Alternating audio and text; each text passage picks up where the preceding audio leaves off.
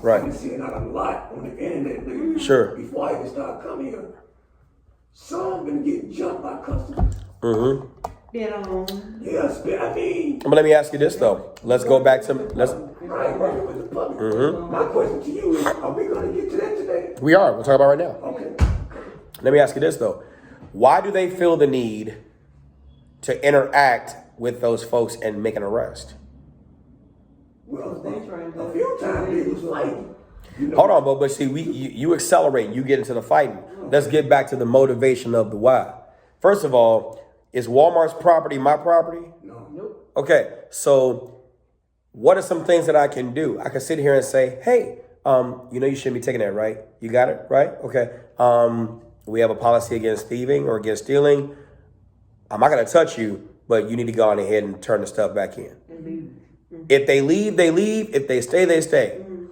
Some officers get themselves into confrontations because they feel that they have to do. Like some people have a need to be needed. But it could have been avoided.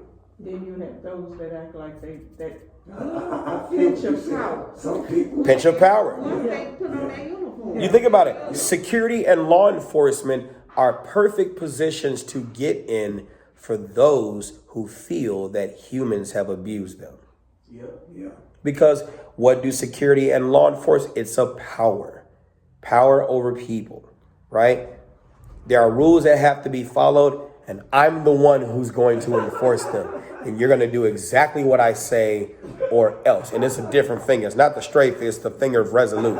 And you're going to do exactly what I say or else. That taste of power. That taste of power. Yeah.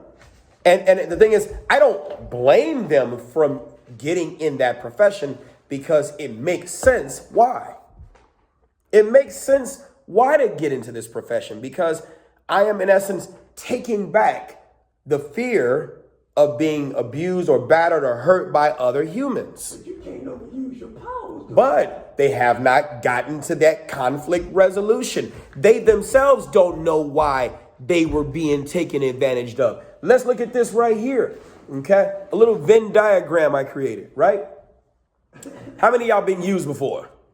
Let me tell you how it happened, right? Here we go. An observant person spotting vulnerability, right? I am paying attention to you and I see your weakness, right? A person who is needs deprived, somebody who has insecurity issues, self-esteem issues, maybe money issues. I know you need this. And then the absence of information of where you are vulnerable. That leads to you being used negatively, so to speak, right? How many of you all, now let's try this again. How many of you all have heard of Maslow's hierarchy of needs?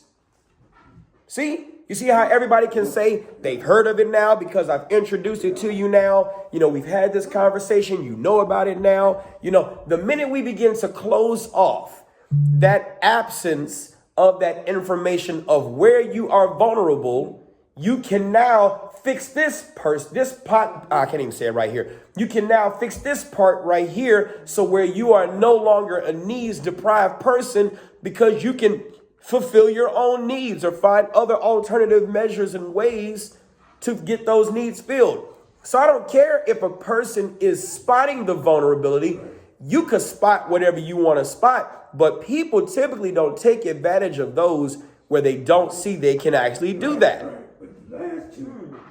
The last two, right? How do you close that up? You educate them about areas of weakness. They fix those weaknesses, and that person can no longer use them with those weaknesses. So then you don't have being used. Does that make sense? Yeah. Absolutely. Yeah. I'm just saying.